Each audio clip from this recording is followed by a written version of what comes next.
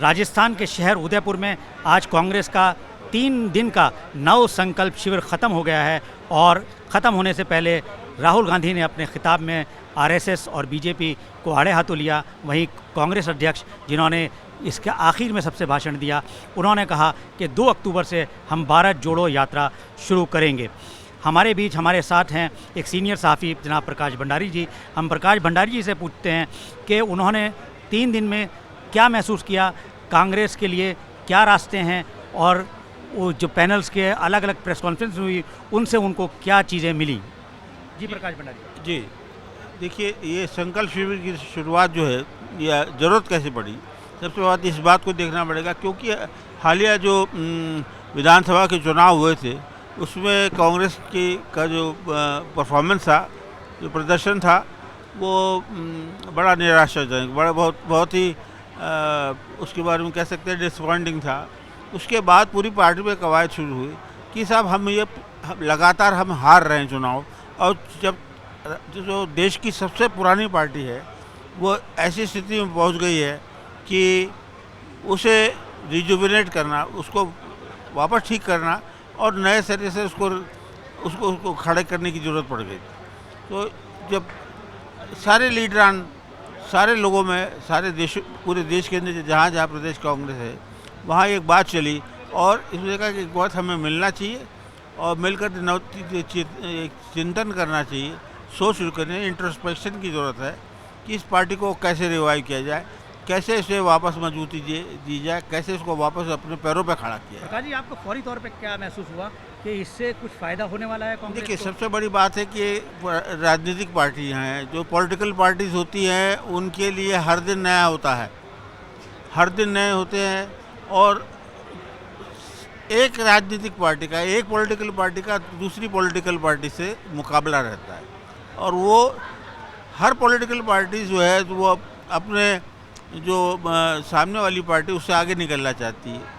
और प्रोग्राम है उसके अपने हैं, कैसे वर्कर हैं, कैसे करते हैं, क्या इंतज़ामात होते हैं, क्या पॉलिसीज़ होती हैं, इस पर जो है ये एक ऐसी बहस है जो कभी ख़त्म ही नहीं होती। और इस पर जब सबसे बड़ी बात आई वो ये था कि ये ऐसा क्या हो गया कि कांग्रेस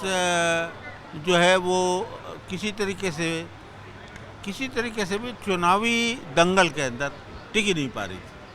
प्रकाश जी, आपको कैसा लगा? राहुल जी ने जो भाषण दिया, राहुल ने बहुत सख्त अल्फाज में आरएसएस और बीजेपी की तनकीद की, उनकी नुक्ताचीनी करी और उन्होंने एक बात ख़ास तौर से कही कि देश में बातचीत का माहौल ख़त्म हो रहा है और उसकी वजह से देश में आग लग सकती है। इस आग लगने को आप किस तरह देखते हैं? देखिए, उन्होंने जो कहा कि देश में आग लग गई, उसका क्या कन्वर्सेशन से उन्होंने एक अल्फाज यूज़ किए का इस्तेमाल किया, कन्वर्सेशन की कमी हो गई है। उन्होंने ये भी माना कि कांग्रेस में भी कन्वर्सेशन की जो हुआ करती थी वो बातें वो थोड़ी सी धीमी पड़ गई या ख़त्म ही हो गई, तो उसे रिवाइव करना बहुत ज़रूरी हो गया। उसका ये उनका कहने का मतलब था कि कन्वर्सेशन से आइडिया आते हैं, कन्वर्सेशन से एक आदमी दूसरे से जुड़ता है और जब पार्टी वर्कर्स का होता है तो पार्टी मजबूत होती है और उस मजबूती से वो आम लोगों के बीच में जाती है और वो बात कहती है जो पार्टी के लोग कहते हैं। प्रकाश जी, उन्होंने एक बात और कही कि कॉन्स्टिट्यूशनल इंस्टीट्यूशंस जो हैं उन पर हमला हो रहा है, इससे उनकी क्या मुराद थी?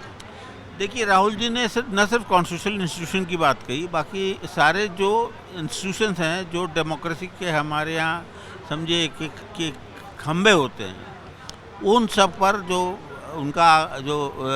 अटैक था, जो उन पर जो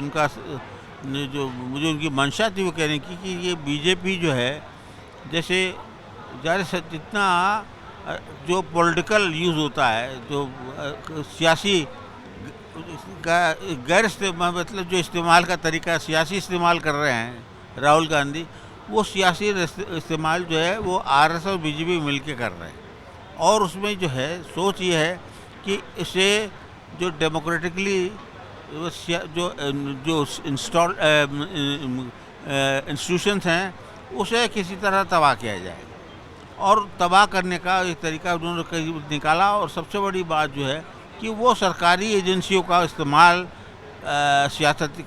सियासती काम के लिए ले रहे हैं, जैसे ईडी की रेड करवाना, इनकम टैक्स की रेड करवाना, सीबीआई को पीछे लगवा देना, ये सब है। तो ये एजेंसियां जो हैं ये सरकार के इशारे पे काम कर रही है और सिर्फ आरएसएस और बीजेपी को फ़ायदा दे रही है। और ये ऐसा देश में कभी नहीं हुआ था, ऐसे इस मुल्क के अंदर ये सब इंडिपेंडेंट एजेंसी थी, अपने हिसाब से काम करती थी, लेकिन अब इसका सियासी इस्तेमाल शुरू हो गया है। कांग्रेस अध्यक्षा जी सोनिया गांधी की बॉडी लैंग्वेज को आपने कैसा महसूस किया जिस वक्त वो भाषण दे रही है? क्योंकि उन्होंने बहुत लाइटर टोन में बात करी कि बुज़ुर्गों को भी, मेरे जैसे बुज़ुर्ग हैं उनको भी अकोमोडेट कर लेना, और जून में हम जन जागरण अभियान शुरू कर रहे हैं, उस वक्त बहुत गर्मी होगी। बहुत लाइटर टोन में उन्होंने बात करी, तो उनकी बॉडी लैंग्वेज को आप किस तरह देख रहे हैं? क्या उनमें एक नई ऊर्जा नज़र आई आपको? देखिए, इस चिंतन शिविर में एक जो सबसे बड़ी बात आई वो ये थी कि साहब आप जो नौजवान हैं उनको तवज्जो दी जा रही है, और इस बीच के अंदर लेकिन ये हमको तवज्जो दी जाएगी, लेकिन सोनिया गांधी ने जैसा हिंट दिया, जैसे कुछ संकेत दिए, उसे लगा कि इसका इस मतलब ये नहीं है कि जो उम्रदार हैं, उम्रदराज लोग हैं और तजुर्बा रखते हैं वो पार्टी से दूर हो जाएंगे, या पार्टी उन्हें नहीं चाहती अब, या उनकी अब पार्टी को ज़रूरत नहीं है। ऐसा कुछ नहीं है, ये दोनों का एक मिक्स काम करेगा, जिसके अंदर जो तजुर्बा है और नौजवान की तो रबक और तजुर्बा है। धन्यवाद प्रकाश जी। जैसा आपने प्रकाश जी के व्यूज़ अभी सुने, सारे ख्यालात सुने कि इन 3 दिन में क्या क्या यहाँ हुआ, और अब हम दोबारा आपके पास आएंगे जब हम पूरे 6 के 6 जो पैनल्स ने सिफारिशात की हैं, जो तजावीज़ात भेजी हैं, उन पर हम तफसील से बात करेंगे।